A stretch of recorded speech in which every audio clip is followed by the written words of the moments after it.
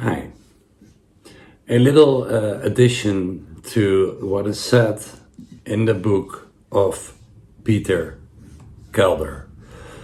And as you probably know, I am a Wim Hof method instructor, means I do cold training. Now there's something in the book, let me read it out to you, about cold training, of course. There's one more thing, just a suggestion. Take either a tepid bath or a cool, but not cold, one after practicing the rites. Going over the body quickly with a wet towel and then with a dry one is probably even better. One thing I must caution you against. You must never take a shower tub or wet towel bath which is cold enough to chill you even slightly internally. If you do, you will have undone all the good you have gained from performing the 5 rites.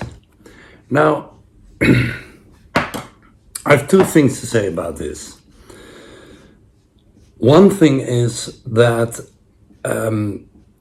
we don't have to take ancient teachings like all too literal and see them as true and nothing but true, because things are changing and it might be not really true.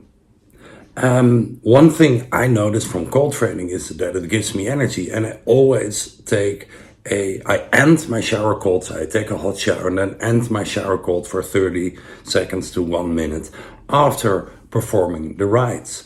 Now this text may confuse you, but there's so the one thing I want to say is both science, rationally, and my feeling, my intuition, align here.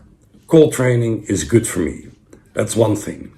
So I don't take this text all too seriously, and I think neither should you. I've heard before that in Ayurveda, also this is said that you should never do cold training. Well, science is really telling us that you make more white blood cells when you do cold training. You release endorphins and a bit of dopamine. You hear my baby on the side. He was sleeping, but not anymore. What can you do? I'm a dad. Hello, boy, Zoe, lekker ding. So,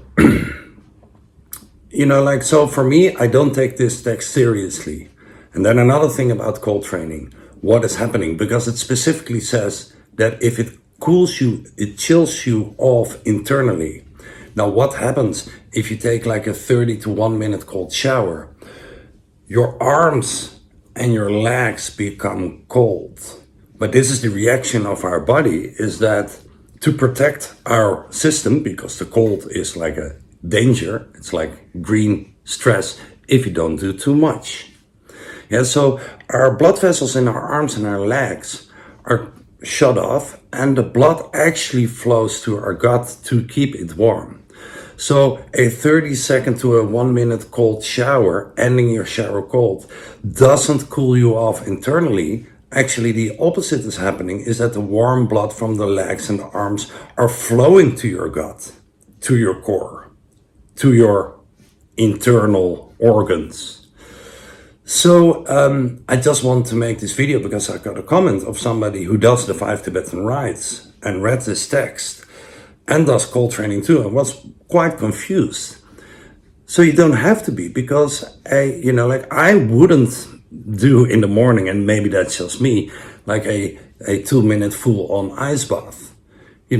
Even that is not really cooling you off internally. It depends a bit on where you are in your cold training. If you're a bit experienced, it doesn't. And if it's your first time, maybe it does. So if you do a little bit of cold training, actually the blood flows to your gut, and more blood to the gut is clearly healthy for your gut, and it doesn't cool you off internally. So if you were confused about this, I hope this video, shed a bit of light on the matter. And I will talk to you soon in another video. Whenever there's new information coming out about the 5 Tibetan Rites or new information for me, I will share it with you. So although this is a 13-week course, you will get more emails from me, and maybe it's like an 18 or 20 week course in time. All right. Thank you very much. Talk to you soon. See you in the next video. Bye bye.